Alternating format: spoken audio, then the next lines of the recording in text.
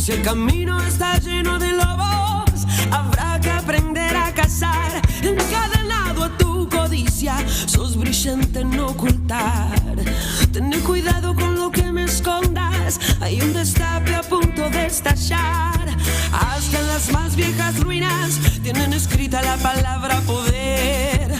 Todo vuelve en la vida, este sol vio imperios caer. Habrá consecuencias ante tantas faltas y engaños, ante tanto mal provocado, ante tan deliberada crueldad, amor. Habrá consecuencias, porque no se miente de esa manera. Lo que nace en el odio se queda. Voy a rogar que una fuerza sobrenatural sentencie tu esencia.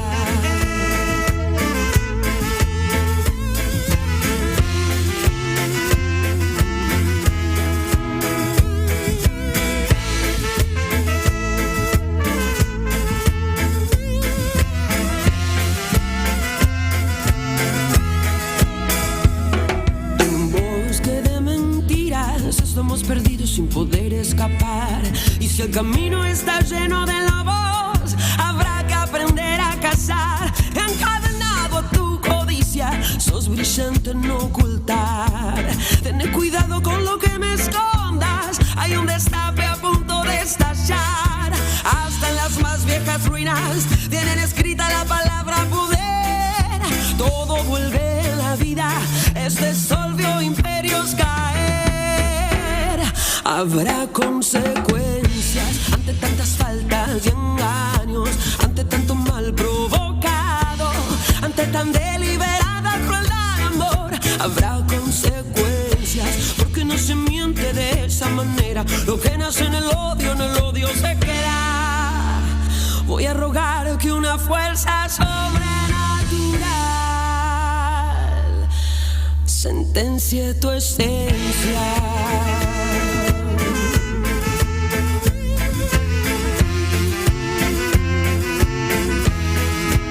El Destape, líder en streaming político nacional durante el mes electoral. 21 millones de visualizaciones que ponen al Destape como el principal medio de referencia política en el mes más caliente del año. Gracias a seguir creciendo con un medio plural y de construcción colectiva. El Destape, cada vez más grande.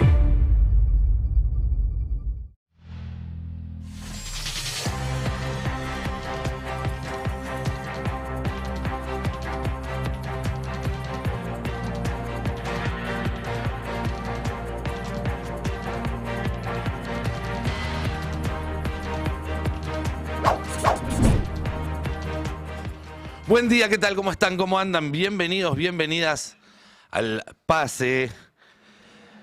Nos pasamos mucho tiempo preguntándonos cómo pasar del diagnóstico a la acción. Es una de las cosas que más me dicen cuando hablo con colegas, con políticos, incluso con gente en la calle, con amigos, cuando nos juntamos en alguna básica. Bueno, ¿y qué hacemos con esto? Y creo que parte del problema es que nuestro diagnóstico está incompleto y por eso nos faltan algunas piezas que nos permitan imaginar la salida, imaginar la respuesta. Y creo, aunque puedo equivocarme, que el diagnóstico está incompleto porque muchas veces nos conformamos con la idea que tenemos nosotros del problema y por algún prurito moral, como si nos ensuciara pensar en las ideas que tienen ellos, no incorporamos al análisis la subjetividad del otro. Y ese es siempre un factor importante, y no incorporarlo es una ausencia importante. No saber qué piensan, qué proyectan, cómo se perciben, cómo nos perciben y cómo perciben al mundo los que están del otro bando, por más abyecto que nos parezca ese pensamiento, bueno, es darles una ventaja. En general evitamos meternos en ese fango diciendo que son todos fachos, son todos malos, son todos tontos y que por lo tanto no tiene sentido meterse a fondo a ver y analizar y hacer una evaluación crítica de lo que piensan. Nos peleamos contra una caricatura y después nos sorprendemos cuando la versión real de esa caricatura nos llena la cara de manos. hay que empezar a entenderlos mejor, a comprender mejor eso que estamos enfrentando. Ayer les contaba acerca de los tecnócratas que hace un siglo soñaban con reemplazar la democracia por la dictadura de un CEO que iba a implementar un gobierno de especialistas, de científicos e ingenieros, sobre un territorio que iba desde Groenlandia hasta Venezuela, y que uno de esos tecnócratas era el abuelo de Elon Musk. Por lo tanto, hay una huella ahí que une esos planes con esta realidad. Bueno, hoy vamos a tratar de entender un poquito más qué piensan y cuáles son los planes que tienen ahora los tecnócratas, los del siglo XXI, y que son de alguna manera un plan o planes para nuestro futuro. Y recordemos que son tipos que tienen una cantidad de dinero que es incomparable con nada que se haya conocido a lo largo de la historia. Hay hoy más concentración de dinero que en ningún otro momento de la historia. Que alguien como Elon Musk, por ejemplo, tiene una riqueza valuada en 1,5 veces el PBI de Argentina. 1,5 veces el PBI de Argentina. Que algunos creen que no falta tanto, dicen 5 o 10 años, pero estas cosas se aceleran para que pueda competir ya mano a mano con el PBI de Inglaterra, de Alemania y luego de Estados Unidos.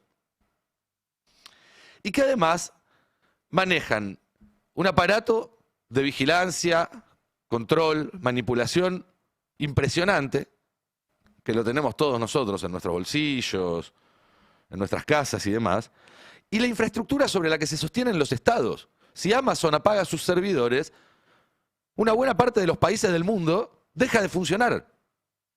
¿Querés entrar a la página de la AFIP? Está alojada en un servidor de Amazon probablemente.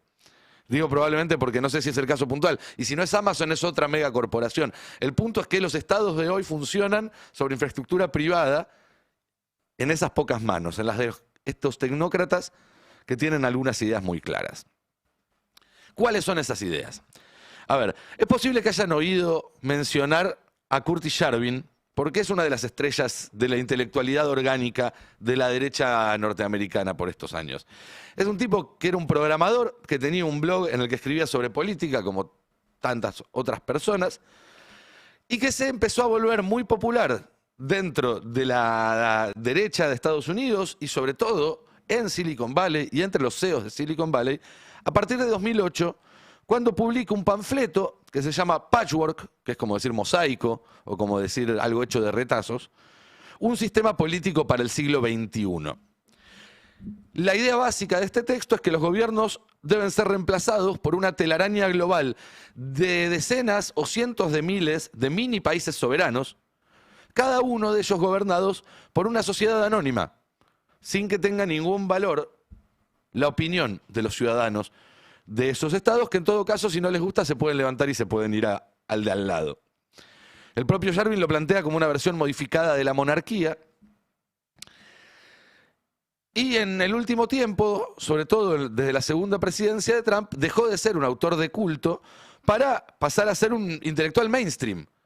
Lo cita el vicepresidente de Estados Unidos en alguna entrevista, le hacen entrevistas en el New York Times, etcétera, etcétera, etcétera. Y estas ideas de ciudades independientes, de estados, países independientes, privados, sin soberanía popular, que empezó a escribir Yarvin hace unos 15 años, encontraron en Silicon Valley bolsillos muy profundos con ganas de financiar estos experimentos. En Honduras, por ejemplo, existe una isla donde hay un emprendimiento llamado Próspera. Si ustedes se meten a la página web de Próspera, lo que van a ver es algo que parece un emprendimiento inmobiliario casi, ¿no? Un lugar para construir comunidad, para construir empleos. Próspera crea zonas de startups con leyes, regulaciones e impuestos únicos. Básicamente es una ciudad montada en una isla, en Honduras. Esto está bancado por Peter Thiel, que es otro de estos magnates de Silicon Valley. Legalmente, para la ley de Honduras, era una zona para el empleo y el desarrollo económico. Una especie de zona franca.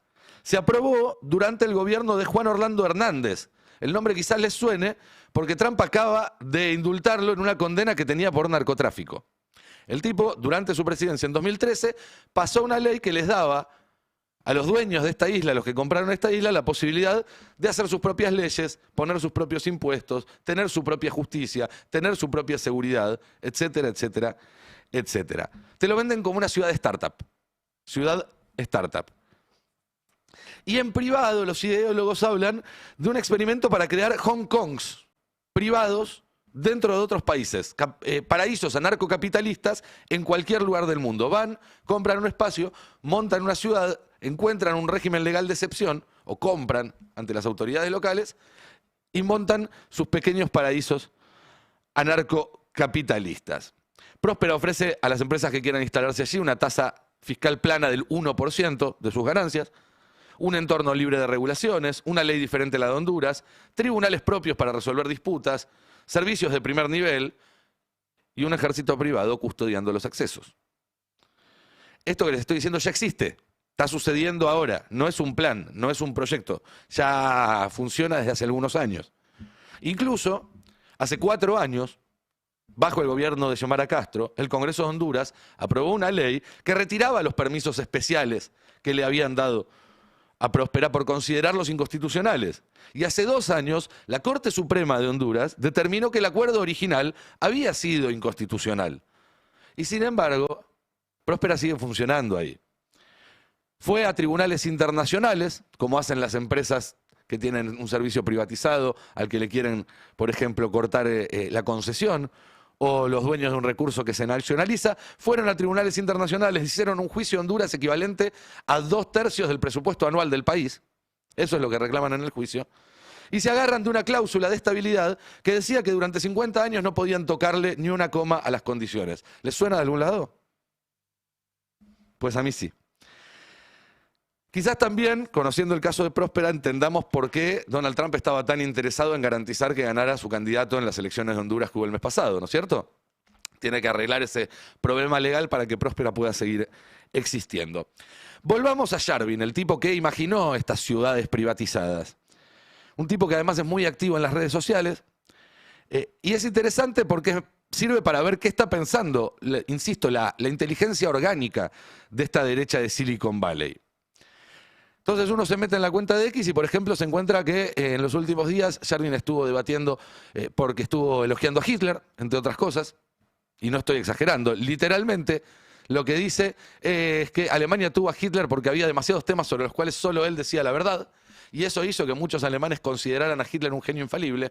Hitler era un genio, todos los historiadores serios coinciden, no era infalible. Si no querés a Hitler, no dejes que esto suceda. Básicamente diciendo que Trump o que cualquiera que esté al frente de una especie de tecnomonarquía es la manera de ponerle un freno a Hitler. No se da cuenta de que Hitler son ellos. Peter Thiel también dice, hay que hacer todo esto para ponerle un freno al anticristo. Es un tipo muy, muy espiritual. Y todas las descripciones que hace del anticristo es exactamente lo que hace él con sus empresas. En fin, es interesante, volvamos a la captura de Yarvin, porque agrega una cosa más después, dice, Hitler tenía razón en que las élites angloamericanas, en la primera mitad del siglo XX, eran irrevocablemente hostiles a la soberanía de Alemania y que una derrota ante esas élites angloamericanas iba a llevar a Weimar o a Moscú. Es decir, básicamente hace un paralelismo muy gráfico de lo que pasaba en Alemania hace 90 años con lo que está pasando ahora en Estados Unidos con respecto a la amenaza de China, que aparece como otra potencia emergente hostil o que no te va a dejar desarrollarte y que si no lo derrotas tu destino es la crisis. Y cuando uno entra al perfil de Yarvin, el primer posteo, el que tiene piñado en la parte de arriba de su perfil, habla específicamente de esto y dice específicamente que Estados Unidos necesita un régimen de partido único como el de China. No sé si tenemos ahí el texto. América necesita un nuevo tipo de partido político, que en realidad es un tipo de partido político antiguo, un partido duro. Un partido duro es un partido diseñado para tomar el control incondicional del Estado. Es un partido en el que todos sus miembros delegan el 100% de su energía política al mando del partido. Unirse a un partido duro es un matrimonio político, no un ligue de una noche de elecciones con cualquier político aleatorio cuyo nombre en un cartel te haya llamado la atención. Un partido duro es una organización privada, legal, cuyo objetivo es convertirse en el partido gobernante del próximo gobierno, como el Partido Comunista en China. No sé si se entiende lo que está haciendo, ¿no? ¿Un estado de partido único? Sí. Intentamos no tener un estado de partido único y terminamos con un estado de partido único que ¿qué es para esta gente? Todas las políticas de diversidad, de inclusión, todo eso, ellos lo llaman el partido único que había hasta ahora. Insisto, este no es un random, es uno de los intelectuales orgánicos de Silicon Valley. Es una especie de Agustín Laje Techy, para hacer una comparación muy amplia, pero ocupa un rol central como ocupa Agustín Laje un rol central en la estructura intelectual del libertarianismo en la Argentina. Y esta semana, este tipo escribió un hilo muy revelador sobre Venezuela, porque en pocas palabras deja en claro su filosofía y su praxis al mismo tiempo. Los invito a leerlo porque es realmente muy interesante. Dice, resulta que el imperialismo es el nuevo aislacionismo. Y desarrolla una teoría según la cual básicamente dice, bueno, hay tres maneras de relacionarse con el mundo. Dice, estoy hablando en serio, esto no es solamente un apoyo a Trump, el Estado es una empresa, la política exterior es una estrategia de negocios, la pregunta que hay que hacerse es si es una estrategia para tener beneficios, si es una estrategia neutral en términos de caja o si es una estrategia que implica una erogación. La respuesta a esa pregunta se corresponde a imperialismo, donde vos extraes, aislacionismo, que es neutro, o el soft power o la ayudocracia, que es lo que dice que hizo Estados Unidos hasta ahora, una mirada muy sesgada, que es una política exterior deficitaria, donde vos gastás más de lo que recibís. No es así, pero hagamos de cuenta que es así. Es la idea que tiene Curtis Yarvin. Pasemos al siguiente posteo, donde se mete ya en la cuestión de Venezuela. Si avanzamos al siguiente posteo en el mismo hilo, donde dice... No, en el hilo de Yarvin, exacto. Si podemos seguir scrolleando. La intervención en Venezuela es inteligente en su práctica diplomática, dice. La clave es haber elegido no instalar un títere, como él dice Guido, es Guaidó, sino aplicar poderosos incentivos a los poderes nativos. Simplemente reemplazar el rey local por otro rey local, una movida imperial que los británicos hicieron por lo menos 50 veces. De hecho, no importa mucho quién sea el reemplazo del rey. Idealmente debería ser alguien limpio, brillante, articulado, pero en la práctica si sufre de una deficiencia en el par 21, una trisomía en el par 21, no es problemático, porque todo el mundo sabe quién es el dueño, quién es el que toma las decisiones. Esto lo está escribiendo, insisto, el intelectual orgánico, uno de los 2-3 más importantes que tiene el trumpismo. Si un Estado es una empresa, la manera de tomar el poder es comprarla. El hermano de Delcy Rodríguez era el jefe de estrategia de Maduro. La familia Rodríguez debería recibir puntos en los beneficios del petróleo venezolano para siempre. Recibir acciones de los beneficios del petróleo venezolano para siempre. El propósito de esto es persuadir a Kim Jong-un de que tome un trato parecido, de que acepte un trato parecido. Es absolutamente frontal.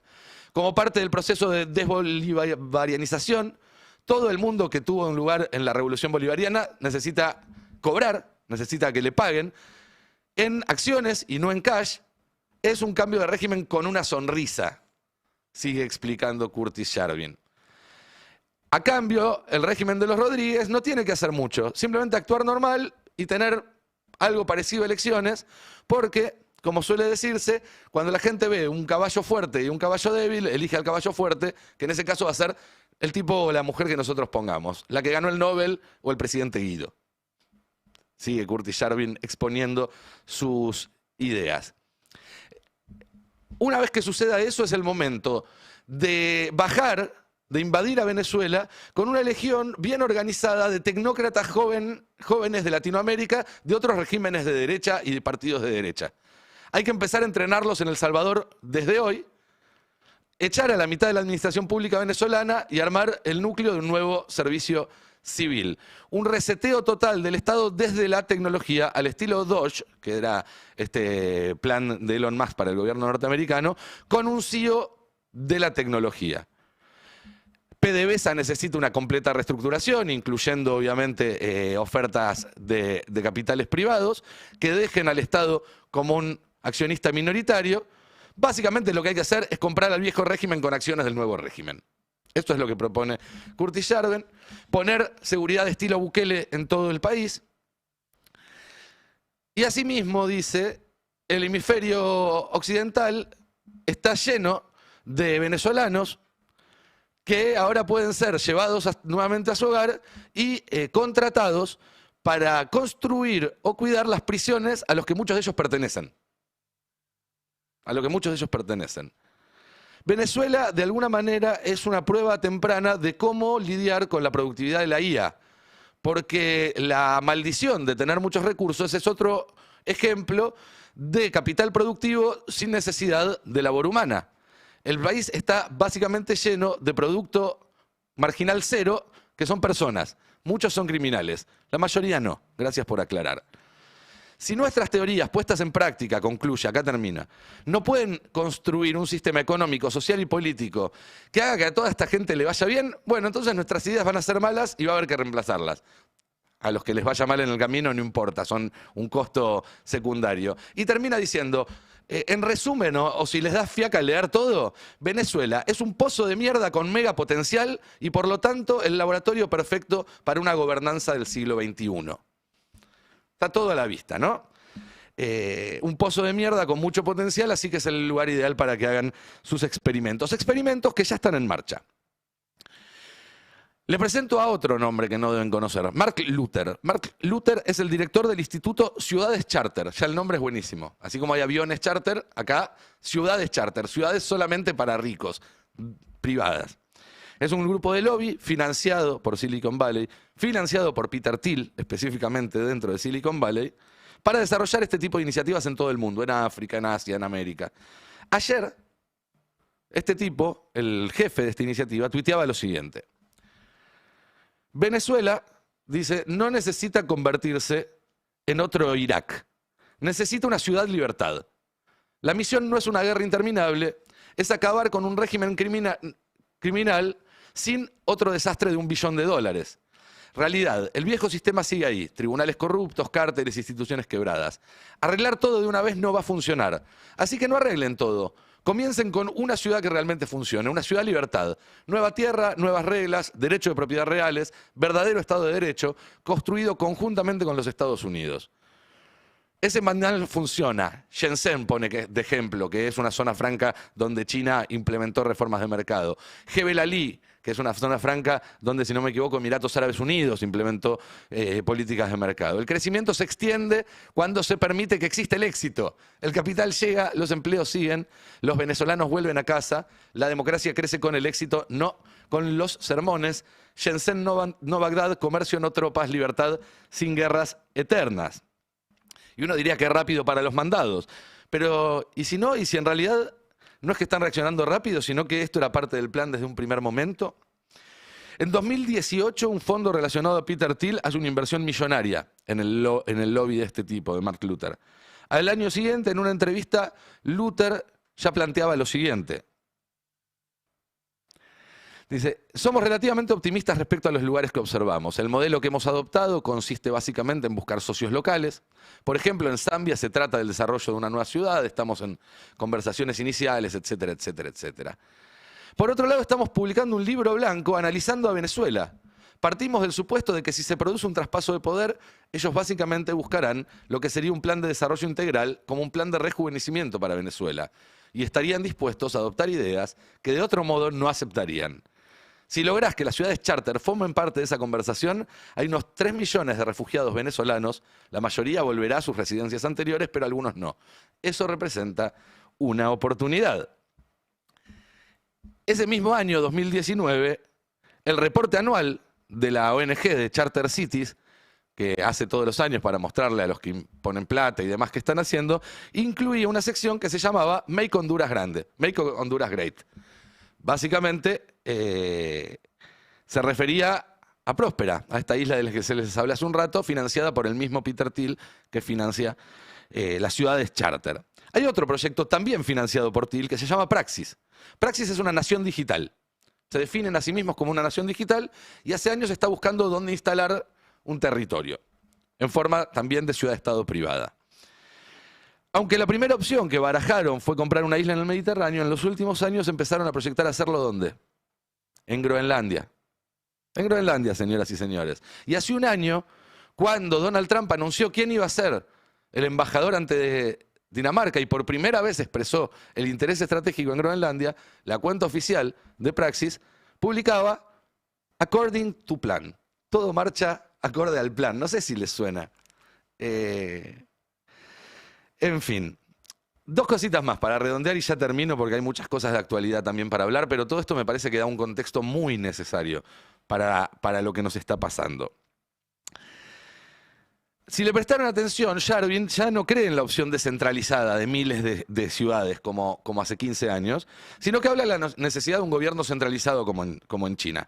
Eso significa que estamos hablando de un modelo que se aplica en pequeña escala como experimento, pero que está pensado para escalarlo a nivel país o incluso, ¿por qué no a nivel continental? Como veíamos en el mapa de ayer de 1940 de su abuelo, y que se parece mucho a lo que está proyectando hoy Donald Trump con sus discursos. Instituto Ciudades Charter, esta ONG de Mark Luther, en realidad es un nombre de fantasía. Vieron que las empresas tienen un nombre real y tienen un nombre de fantasía en general. El nombre real, el que está registrado de esta organización, es Centro para la Investigación de la Gobernanza Innovativa. Nada de ciudades charter, no. Innovación en formas de gobernanza, de otras formas de gobierno. Es todo un gran experimento. Estamos siendo parte de un enorme experimento de ingeniería social. Insisto, no es una conspiración, esta no es gente que controla todas las variables, hay otros intereses, está el petróleo, están los buitres, están las cuestiones ideológicas, el republicanismo más profundo, los latinos, hay un montón de otros factores. Mañana vamos a hablar de los fondos buitre, de hecho. Pero ningún actor es más poderoso que este. Ningún actor tiene la cantidad de dinero que tiene este, y ningún actor maneja la infraestructura sobre la que se montan los estados digital y maneja los datos de todos nosotros. Pero sobre todo, ningún otro actor tiene tan claro hacia dónde quiere ir.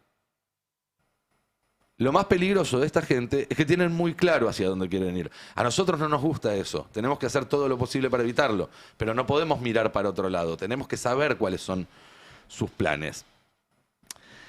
Y hablando de hemisferio, porque ese es básicamente lo que planea esta gente, hoy mencioné varias veces a Peter Thiel como el financista de estos proyectos. No es la primera vez que lo mencionamos en este espacio. Breve resumen, supermillonario con ínfulas intelectuales, cree que la democracia y la libertad son incompatibles, dice que está combatiendo al anticristo, era socio de Elon Musk en PayPal. Es patrón o padrino, depende cómo lo quieran ver, de J.D. Vance, del vicepresidente de Estados Unidos, a quien le financió toda su carrera. Visitó 2 veces a Milei en la Casa Rosada. Y es uno de los dueños de Palantir, la empresa de vigilancia masiva que hoy le vende sus servicios a la CIA, al Pentágono, al ejército israelí, y que a partir del decreto 941 del 25, el decreto de la Super CIDE, tiene las puertas abiertas para empezar a operar en la Argentina, junto a la CIDE. El cofundador de Palantir, junto a Thiel, es un tipo que se llama Joe Lonsdale. Y hace 3 días, en su cuenta de X, Lonsdale compartió lo siguiente, un comentario sobre alguien que había puesto: los comunistas no deben ser recibidos en este hemisferio y cada uno de ellos debería ser destruido junto con sus tumbas. Y Lonsdale comparte este comentario diciendo: exactamente, ¿para qué te pensabas que fundamos Palantir? Estos son los planes de las personas más poderosas del mundo. Lo dicen abiertamente, tenemos que empezar a escucharlos si queremos tener alguna chance de hacerles frente. ¿Qué tal? Buen día, ¿cómo están? Buen día.